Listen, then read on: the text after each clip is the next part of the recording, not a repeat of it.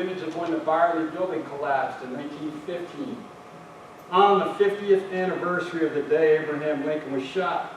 The building is creaking and making noises for months. John Davis hires some architects to try to shore up the building and save it. Unfortunately, they aren't able to save it. It collapses one day. At first, they thought a small child was killed, but luckily nobody was injured seriously in this collapse.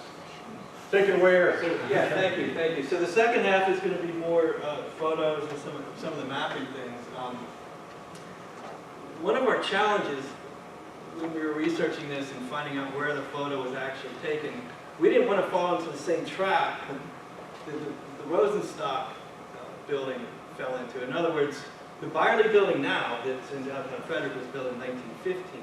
But we wanted to be absolutely certain that that was the building that's being referenced with all these property deeds, newspaper articles, and references to the Frederick Savings Institution. So there was a lot of cross-checks we needed to do to make sure that we didn't fall into that same trap as well. So for example, looking at the map over here, we now know that the Byerly studio is here, and we now know that Fredericktown Savings Institution is here. But before addressing, incidentally, we found out that your typical house number addressing came about right at the end of the Civil War. The first address that we see in Frederick, Maryland is in late 1864. By 65, they start coming on strong, and by 66 and 67, we see a lot more house numbers. But back then, in the newspapers, we didn't have house numbers to cross-reference to where things were. So we had to use property deeds.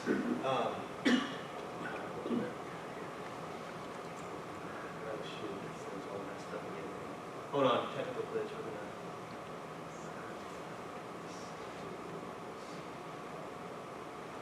Yeah, so it's very interesting. In all these advertisements that we looked at before, none of them had a house number.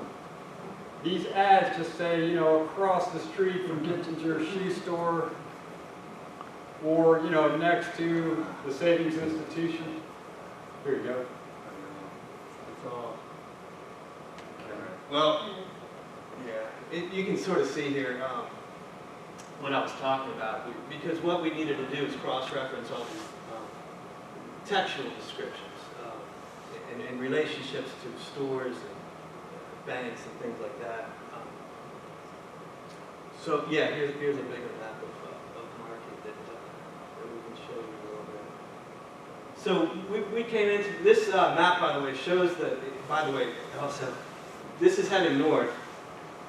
We turned it sideways so that we could see more real estate on the map here. And this is an 1887 Sanborn Fire map. And this has addressing. But back then, we didn't have addressing. So what we needed to do was just use plats, newspaper articles, and deeds to help us sequence where everything was, who owned what, before we got too far along. Incidentally, this unit here is Byerly's building. This is Rosenstock's building. Over here is the Savings Institution. And these two buildings here are the buildings that you see in the background of the Confederate photo with the troops sitting there. Incidentally, this photo is taken from right here where Colonial Jewelers is right now, looking diagonal across the street. This building is the Rosenstock building that everybody thinks the photo was taken in front of. And if that's the case, the camera operator would have had to go here, shooting this way so that you can see the sign. Let me see. This is a post-war photo from about the late 1890s. So here's the sign over here on this other board. If Rosenstock had a store either on the corner or in this building, the sign would have stuck out, and the photographer would have captured it, probably from that building right there. But this is a false location. We'll just right. Because this is all post-war. The other challenge that we had was possibly he had a sign on this location heading north on Market, and the photographer was up in here and shooting the sign down there. So we had a lot of challenges. My initial goal when we set out to do this was just to simply do one of those then and now photos. That's all I wanted to do. I mean, I was convinced it was on Patrick just like everyone else. But when we got there and we started taking measurements, started lining things up, things didn't fit, and that's where Paul spent many hours at the library plowing through, the microfilm, looking for what we found, which was the Holy Grail of Rosenstock opening his store across from the savings, the Frederick Town Savings Institution. This is some of the detail that we went into. This is the property deed for the Frederick Town Savings Institution from 1850, I think. Yeah. And this is a plat representing the same thing. This plat, by the way, let's see here, is right here. One of the problems with the Savings Town Institution, by the way, that we researched, the plat was actually it had three different subdivisions to it. So when we went to place the photographer and the photo and line everything up, it was really challenging for us because it was one property, but it had three buildings on it. So we didn't know for sure which of these three buildings was the Frederick Town Savings Institution. And we were able to figure it out. I don't know how much of you guys know about deeds, but there's a term called meets and bounds, and it describes property boundaries with coordinates and distances and things like that. It's not a map, it's words saying you need to go 57 feet in the southeast direction to a corner lot, to a fence post, and then it just gives all these things. So what we did is this here is the meets and bounds for the Frederick Town Savings Institution property. Of the three different units. Of the three different units. And then we were able to take historical pictures like the one that you see here, which was probably taken by Byerly. This is a lithograph here. Made from possibly the original daguerreotype. Yeah, glass plate or something. So what we were able to find out was that also back here, this actual Frederick Town Savings Institution was in this property here, the Byerly building was here, and Rosenstock was right there. So just some random photos here. That this is a picture of the Frederick Town Savings Institution taken out of the Byerly building. Late 1880s image. Yep, you can see that it's probably taken out of the third floor of the Byerly building. This is the Examiner building. About 1883 summer. Thank you. Can still see the wooden sign. And the wooden sign lasted probably until late 1890s, early 1900s. It was still there in the same exact position. And this is the building that we think that Byerly first occupied in 1840s when he came to Frederick. This, by the way, is the back of that Examiner building showing the skylights. And we think they're original, but we don't know for sure, of Byerly's original studio. So some of the interesting things that helped us figure out what was going on in the photo. The famous Confederate photo, off to the left. Was what we term is the forensics of the photo. We started looking at the photo, and aside from the obvious things that were in it, the Rosenstock sign and the truce, we started looking and we started finding all these little tiny clues. And I'm going to go through each of those a little bit and describe them and how we feel that they're important to the photo. Here we are right here with a lot of these clues. For example, here in the corner is what appears to be what we might think of today as a notary seal. It's a circular, sunburst-looking kind of stamp. At first, I thought that was a straw hat for sale or something, hanging underneath the Rosenstock sign, right? But no, it turns out it's some type of stamp that was put on. And if we look at the original, over here. See, you can see here, this is Edmonston's signature from around 1930. And the original paper print must have had that seal on it. Right, the original paper print that Byerly developed and printed had that seal on it somehow. We don't know who put it on, whether it was Albert Brown or Benjamin Brown or Benjamin Rosenstock, right? But one of those guys probably put that seal on. Another little thing that we found, I can zoom into it in a bit, there's a fingerprint right here. Sort of a modern day finger, when I say modern day, maybe from the Edmonston shot. This here is actually a thumbprint from the glass plate photographer developing It was kind of a rush job. This photo itself had to have been a rush job. The photographers were usually very careful once they coated the glass plate with collodion. And before sticking it in the camera, they would grab the glass plates by the edges and handle it really carefully. But in this rush job, he probably left that thumbprint there later. Right, and another thing, I don't really have it circled on here, but we theorized that since Byerly was a portrait photographer, that that's the lens that he had in his camera, and when the troops came by his building, that's all he had to go with. And he had to work quickly, because it takes, to create a picture like this, it takes 10, 20, 30 minutes to get all your liquids and glass plate set up, to get your camera set up, the whole 9 yards. So it takes a very long time, relatively speaking, to take a photo. So he had to act quickly, like Paul was saying, and we suspect that he had his portrait lens in the camera as opposed to a landscape lens. And you can, it's a little bit, but you can sort of see the center of action here is more in focus, and then you get a lot of the blurry stuff going on here, which is what we think is representative of more of a portrait lens being in the camera at the time. Some other things of note is these poles here. You can just barely see these poles. It's holding up an awning, which I'll show you a little bit here in a second. This is a piece of lint. It's very hard to see right here. But this piece of lint is very interesting because it is on the original Edmiston photo. This is a photo of a photo. They got a photocopy. That's where the word came from. This piece of lint is on that photo, which is in Heritage Frederick right now. But we stumbled across another copy of this Rosenstock photo in the Smithsonian Institution. We went down, talked to the archivist, and we got permission, went up a back stairway, and she allowed us to view their copy of this photo. And guess what? It does not have the lint on it. So we know that there's two photocopies of this photo floating around. The problem, the Smithsonian one, they just sort of had a modern-day copy of that. They had a copy of a copy of a copy. So we knew that there were two Edmiston copies made in the year 1930. Right. And it's all because of this piece of lint. This circle here is showing shutters closed, on which you'll learn about this is George Murdoch, Tyler, we'll get into that in a little bit. But the shutters are closed. The shutters were closed in town quite a bit. And this here, as a matter of fact, this whole globule area bothered Paul and I for probably a year.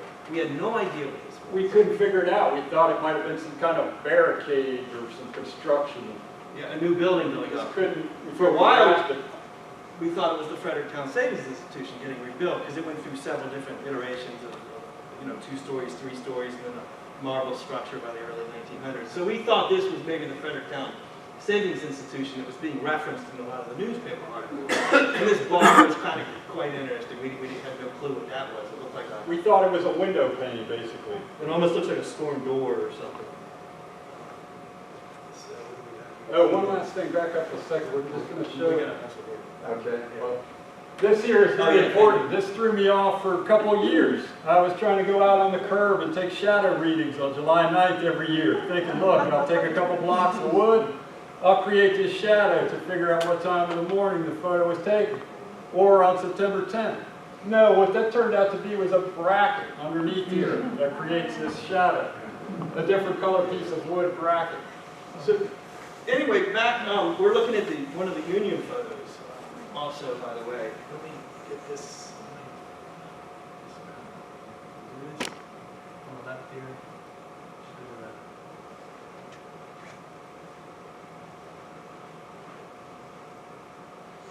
I'll crank this one up. For some of you, you've probably already seen this map, but this map shows the angle of where the camera operator took the picture. So we're basically looking at the far side of the Market Street here, the east side of Market Street in this photo here. And in this photo too. This photo, by the way, was taken from the steeple in the church. It's, John, you might be able to help us out with the name of that, the German Reformed Church or something like that. This was taken from that steeple, and incidentally, the trajectory of this photo, this is Byerly's studio right here, and if you look closely, it's like this little window right here is his skylight. So it's just barely visible in the corner. And this is also an 1890s photo on the left. And if you turn up the brightness, you can actually see Byerly's name here. But what I'm getting at is the trajectory of this photo is coincidentally about the same trajectory as the Confederate photo was taken. So the staircase here, you can just barely see it right here. See the railing? That's the railing for this staircase right there. And that's also, I'm going to go back over here. That's also this stuff. So somehow in here there's a staircase. Just off the edge of the photo, to the Right left there. of the photo that's missing. And yeah, so here, I did a sort of a shoddy job trying to superimpose the staircase from the photo that you just saw onto the Confederate photo to show kind of how it fits into the Now the staircase was a little bit different because in 1867 the property was sold and the new owner, Pope, redid a little bit of the dimensions of the staircase and some of that, so it's not quite exact. This is another interesting thing. Remember, I had this door circled because we didn't know what it was. Well, now we know what it is. It's an iron railing fence protecting the stairway that went down to this door. And this bar that we see is actually the top rail of that iron. Wrought iron graveyard type fence. This is a very interesting photo. It's hard to see, but this is Rosenstock's store right here. And this is the store next to it. So this store, this building / store, is the same building that you can see this awning on, okay? And as a matter of fact, if you look very closely, this photo was taken in the early 1880s or something. Yeah. This guy Berger came on board about 1880. He takes over the spot where Markin was near the end of the Civil War. So he's up top, a new photographer, And if you Berger, look takes over closely, that spot. Look closely at this awning right here. It's a different color.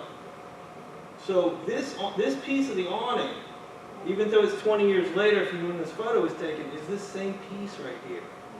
It's that same piece. So they added this on at some point after the Civil War. And it's hard to see, but this little, that's a brick marking in there that says 1860.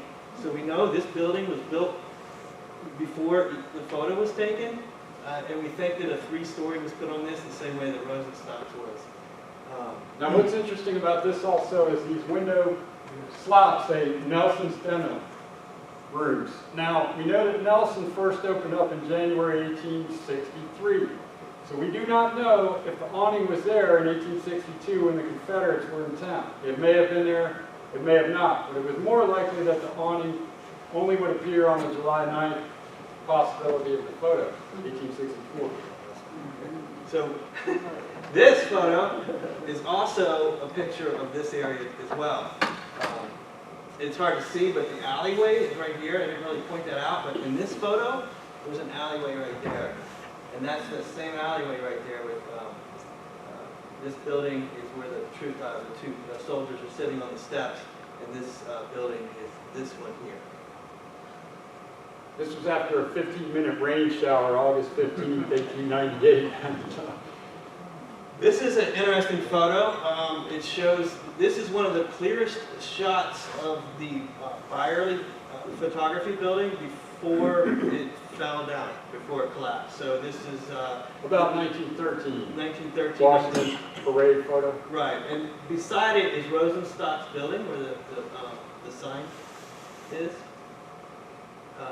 Interestingly enough, you can see it's 3 stories now. It was 2 stories when this photo was taken. So about 1866, Schlesinger has the building rebuilt after it's sold. There's a guy named Stern, I think, or Stern had it rebuilt, yeah. Yeah, some of you might have seen this before. This is a Harper's Weekly sketch from the 1862 invasion into Frederick. You can see this area up here is known as Warman's Woods. Walkersville is out in this area. We got Market Street going up through the middle, and Church Street runs right through here. You can see the Confederate troops marching south and turning. If you zoom in, you can see them turning onto Church Street. The Byerly studio, interestingly enough, this Harper's Weekly sketch was very accurately drawn. It's amazing how the detail that he put into this. We feel that this building right here is the Byerly Studio. This building is the building that we just saw with the band photo in front of it. But what you can't see is the Rosenstock building because it was only 2 stories tall, right in between there. And if you look closely, you can see some of the awnings that we talked about that are right there. So, very, very accurate drawing. Very accurate drawing. Going to get into, so once we figured out where this photo was taken, circled all the way back around to what I wanted to do in the beginning. Just take a then and now photo, right? Of course, this is like 3 years after the fact because we just didn't have the time to research every single day. But so we found out where the photo was taken from. But now we wanted to do a modern day photo of it. Very challenging. A lot of different challenges. One was the height of our photo. It was up 3 stories. The owner of the building wouldn't let us in unless we wanted to rent their apartment or something. I sent them an email trying to be a renter. They didn't go for that. Once I told them I was just doing a history project. The weather, when I say the weather, I mean the season. Probably not the right term because we needed, there was a big tree in the front, so we needed the leaves to be off the tree. So we had to take the now photo in the winter, the dead of winter, when it's cold, with all the leaves off, so that we could see, you know, make it an interesting photo to look at.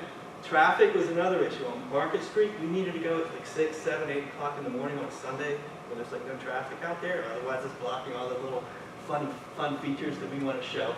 So number 3 was the people. We wanted, one of the problems is at 8 o'clock in the morning, 7 o'clock in the morning on Sunday, there's nobody out.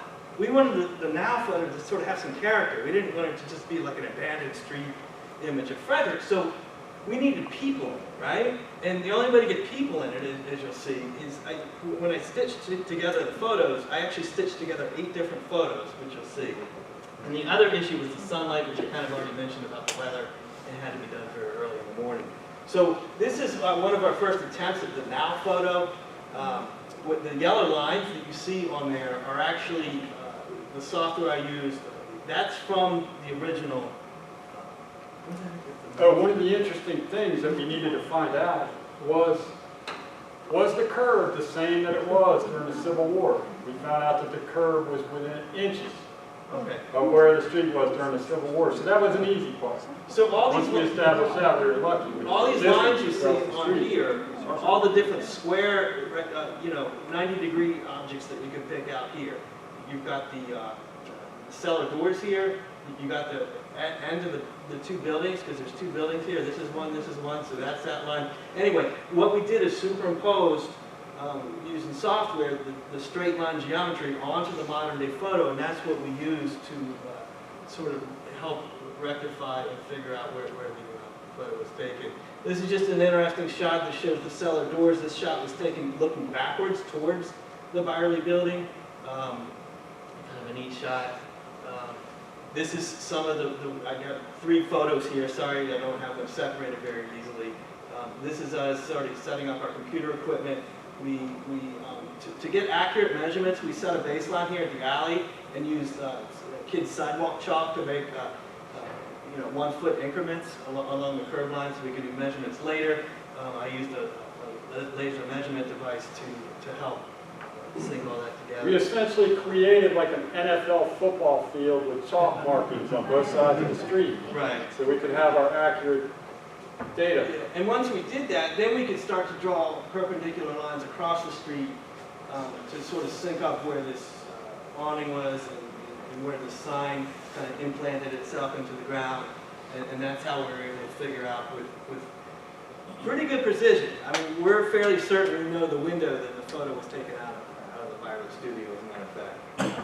Because when we move the camera, even if we move the camera just a couple of feet,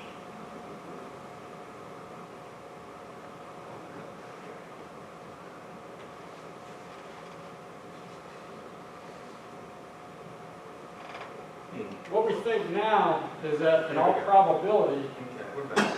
okay, So even if we move the camera a couple of feet, you'd be amazed at what happens to these lines.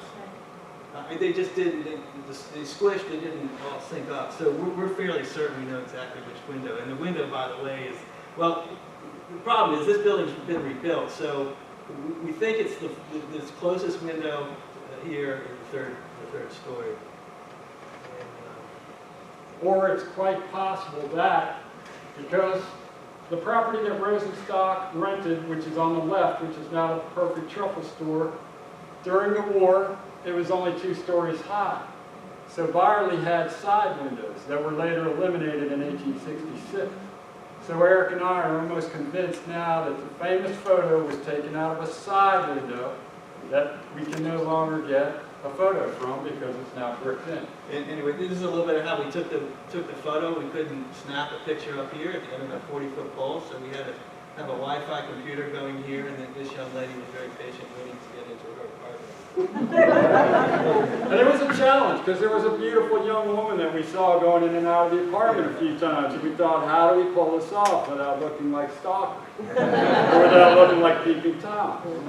So we had to do it very early in the morning, and we would slide the pole up between the bricks, not being in front of the windows, because you can just imagine if you look out your third floor apartment window and there's some camera waving around or something strange. Sure, you're taking pictures of the street. Yeah. I even tried a drone, by the way. Don't tell anybody about it. It was my nephew's drone, and I think I wrote it. So I hit the building and the tree a couple times. I said, we can't do this. So. But anyway, you can see the challenge with the trees and the leaves being on the trees. Here, we took the tree out during our superimposed image for obvious reasons. We wanted just to, the steps where these guys are sitting are all covered up. So we took this limb out. It's really there in case you guys want a true representation of the then and now photo. Incidentally, I mentioned earlier, I wanted the photo to have character to it, to have action in it, because it's 7, 8 o'clock in the morning on Sunday, the street's completely empty. It's like a ghost town. So this superimposed image, which was our final product, actually consisted of 8 different photos. To get the cars, I had to wait for a car to come by. These cars were parked. This guy walking, he's in here twice. So I've got like 8 different photos stitched together to help to create an atmosphere and give it some character of downtown Frederick. Anyway, that's basically the conclusion. Obviously, our stuff is printed in the Battlefield Photographer, and you guys might know it was also in the Washington Post. John probably did a little column. Now we have a special surprise for you. Eric's going to do a little Google Earth demonstration. Yeah, I'm hoping that'll come together. He wanted to basically create what Market Street, the buildings would look like during the Civil War, which has changed quite a bit from all the modern changing over the years. So with his computer mapping skills, we hope that in the future he may have something that we could put possibly at the ground floor of the Monocacy National Battlefield Park Headquarters Center, where the kids could play with the mouse and fly like a bird down Market Street. So what we're looking at here, the blue lines are the modern day property boundaries of the buildings in downtown Frederick today. The superimposed map that you see in the background is actually an 1858 map. And if you look carefully, you see this empty area. The darker are obviously building structures, but there's an empty lot right here. And this is right where the Rosenstock building was. This is the Byerly building where the photographer was. And this is an empty lot. So we know, because this awning is here, that this empty lot had been built along with the brick date stamp, you might remember that, in 1860. So this map is fairly accurate for 1858. Incidentally, these property boundaries here, prior to Schlesinger buying them, this was the old printing office of the Frederick Herald, 1820, 1830. So he sold it to Schlesinger, and then Rosenstock's building that he's living in, that he's, the stores in, was the old editor's building. And the printing press was the building in the rear, the store in the rear. So anyway, so here's the cool thing. So what I did is I took, what I'm doing is taking a lot of the dimensions and the models and some of the trigonometry and triangulation and all the measurements that we did in the street. And what I'm doing is creating a a three-dimensional map of the landscape of when that photo was taken. So, for example, I turn on these 3D buildings, and you can zoom in here. Oh wow! Yeah. So this is Rosenstock's building with his sign out front, right? The sign's a little bit low at this point because we both, Eric and I, both realize now that the sign probably hung much taller. And here's the awning that we see in the photo. And Landauer's sign would have been, if you have the laser pointer, you can show where that may have been. So that would have been really tall, up about the Right about here third-story window coming off of this end. So in the original Byerly building, they had quite a large gap with the building next to it. But when the Byerly building is rebuilt in the year 1915, they fill in that alleyway. So there's all these different little idiosyncrasies that are involved. And Eric, looking through all the property deeds, measuring by meets and bounds, he can create what it looked like then. It takes a long time for him to do this, but he hopes to have it completed one day. He hopes to have the Winnie Brown Tyler properties on the other side of the street, the George Murdoch Tyler properties on the other end of the street, the savings institution. But it's hard to know exactly who was there at certain times. There was a blacksmith named Lee. That was just south of where the awning is. He was there for a while. So you can see how we can play around with the angles and measurements and all that good stuff. So, anyway, yeah, we'll conclude the talk right now, and if you guys have any questions, we can flip the lights on and we can look at more. Please take some chocolate.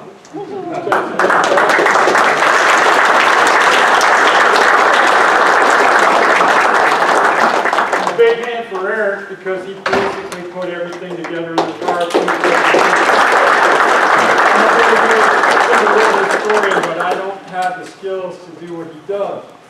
This, tonight, what you're seeing is a revolution in Civil War mapping for the future. You could recreate the town of Gettysburg the way it looked in 1863, in July 1863 when the battle occurred. It'll take a lot of time to create something like this, but it's something that the National Park Service would certainly be interested in. At their battlefield parks like in Antietam or Gettysburg, you may be able to create what the village of Antietam looked like during the Civil War, at the time of the battle. So give him a big hand because he's basically something that nobody has thought about creating before. There's probably a good future in it. Yes? You have for coming out. Idea what Confederate unit that was? Confederate. Oh, the Confederate unit? Well, I for one have to apologize because I had stated many times to different newspaper reporters, different people, that the photo was most likely taken on July 9th, 1864. Now, there's many reasons I came to that conclusion. For one, when the Confederates were in Frederick for 1 week's time, from September 6th through September 12th, 1862, the only two photo galleries in town at that time were owned by both Union men, Byerly and Markham. Basically, they could have had a line of soldiers down the block, like a good humor truck, with all those Confederates wanting photos made. It's most likely that Markham and Byerly closed and locked their studio the entire week, most likely, because you have an issue. If they had said, look, we will take your photos, but we'll only accept Union money. You can't say that to 50,000 guys who are all armed. That would be insulting. Also, after the fact, they may have had problems with most of their neighbors who, because Frederick was 4/5 Union sentiment, you have all that pressure from your neighbors saying, look, you know, why did you do this business with the Confederates? Part of it was also what they felt in their heart. They weren't going to do business with the enemies of the Republic.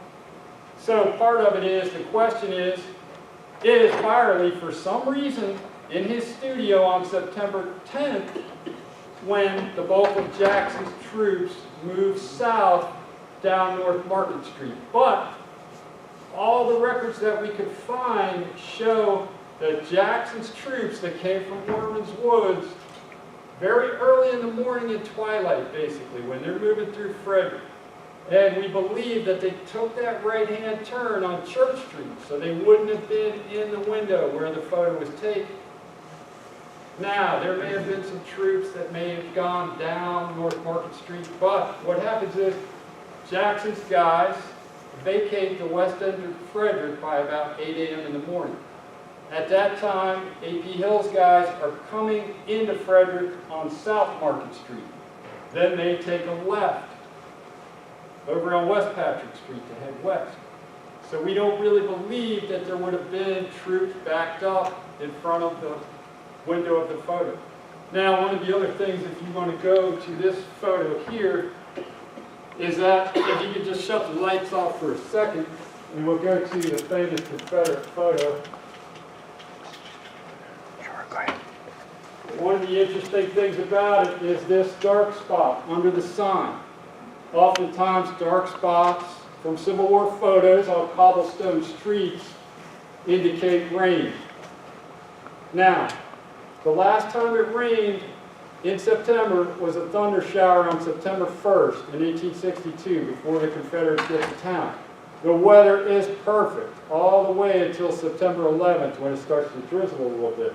So the question is, this photo is not that great quality because it's only a copy made in 1930 with the Edmonston signature. Edmonston has all the time in the world to take a great photo of the original. He could put the original on an easel. So all of the problems with the photo were from the original print being out of focus, using a portrait studio lens instead of a landscape lens.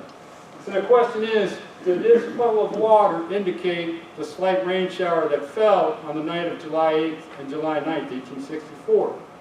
Now, in July 9th, when Early's troops come into town, they spread out like an octopus. They go every direction because they want to find the banks and the depots, the warehouses. They want supplies. They want money.